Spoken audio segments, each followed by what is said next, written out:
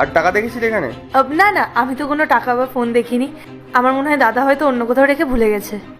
আরে মা, স্পষ্ট মনে আছে, আমি টাকার বান্ডিলটা এখানেই রেখেছিলাম। ওই মুখার্জি বাবু আছেন না, উনি অ্যাডভান্স দিয়ে গেছিলেন। আমি তো ভাবলাম তুই আসবি, টাকাটা আমি তোকে দিয়ে দেবো, তুই বাড়ি নিয়ে যাবি। কিন্তু জানি না টাকার ফোনটা কোথায় চলে গেল। দাদা, তুই তো তোর ফোনটা খুঁজে পাচ্ছিস না। আমি এক কাজ করি, আমি তোর ফোনে একটা কল করে দেখি, হয়তো তোর ফোনটা পাওয়া যাবে, আর হয়তো টাকাটাও পাওয়া যেতে পারে। তুই তাড়াতাড়ি কল কর। তুই এক কাজ কর, তুই ফোন খোঁজ, আমি আসলাম। আমার সত্যি অনেক লেট হচ্ছে রে। আরে দাঁড়া না, এমনিতেই দাদার ফোন হারিয়ে গেছে আর তুই যাবো যাবো করছিস।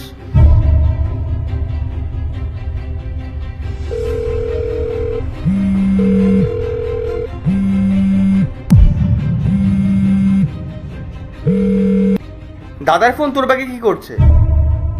যখন ফোনটা ওর ব্যাগে আছে না, টাকাটা ওর ব্যাগেই আছে। তাড়াতাড়ি ব্যাগ থেকে ওই টাকাটা বার কর, আর ফোনটাও। আমার কাছে কোনো ফোন নেই। মিথ্যে কথা বলিস না, ব্যাগটা দে। মনোজ, আমার কাছে সত্যিই কিছু নেই, তুই বেকার আমাকে সন্দেহ করছিস।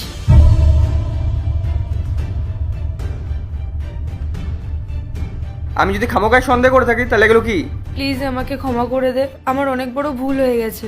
তুই একদম চুপ থাক। তোকে আমি ভালো বন্ধু ভাবতাম, তোর কাজের জন্য দাদার সাথে কথা বলাতে নিয়ে এসেছিলাম, আর তুই আমার দাদার টাকায় চুরি করলি। দেখ মনোজ, আমি মানছি আমি অনেক বড় ভুল করেছি। তোর দাদার টাকা চুরি করা আমার উচিত হয়নি, কিন্তু আমি কি করতাম বল?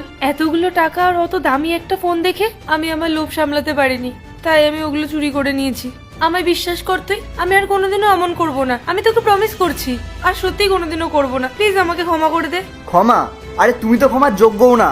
আমরা যদি চাই না, তোমার উপর পুলিশ কমপ্লেনও করতে পারি, বুঝেছো?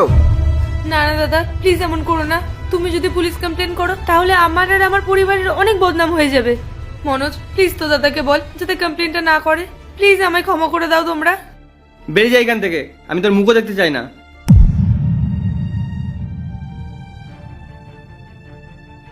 মনোজ, আমি তোকে কতবার বলেছি যে সব মেয়েদের এভাবে বিশ্বাস করবি না। আমি তোকে একবার বলেই কি দিলাম যে আমার কাজের জন্য একটা মেয়ে চাই, তুই যাকে তাকে নিয়ে চলে আসছিস। আর আমার কাজের জন্য একটা সৎ মেয়ে চাই, কারণ এটা টাকা পয়সা লেনদেনের ব্যাপার। আর এসব মেয়েরা পারবে আমাদের কাজ সামলাতে? তুই নিজেই তো দেখলি, ফলাফল তো আমাদের সামনেই। এই জন্য তোকে আমি প্রত্যেকবার একটাই কথা বলি, যে যাত্রার ওপর এত সহজে বিশ্বাস করে নিবি না, কারণ এই সমাজটা না আর কোনো রকম বিশ্বাসের যোগ্যই না। দাদা, তুই একদম ঠিকই বলেছিলি। ওকে আমি আমার সব থেকে ভালো বন্ধু ভাবতাম, কিন্তু দেখ আজকে আমার বিশ্বাসই ভেঙে দিল। আর আজকে আমার অনেক বড় শিক্ষা হয়ে গেছে। আজকের পর থেকে কাউকে আমি আর তাড়াতাড়ি বিশ্বাস করবো না। কোনো ব্যাপার না ভাই, হয়ে যায় এরকম। তুই অনেকদিন ধরে জেদ করছিলি না যে তোর একটা বান্ধবী আছে, অনেক সৎ, অনেক ভালো মেয়ে। এই জন্য আমি তোকে বলেছিলাম যে নিয়ে আয় একদিন, কথা বলে দেখি। কিন্তু দেখলি তো কি করে চলে গেল। ঠিক আছে মনোজ, আজকের পর থেকে খেয়াল রাখবি, কোনো ছেলে হোক বা মেয়ে কখনো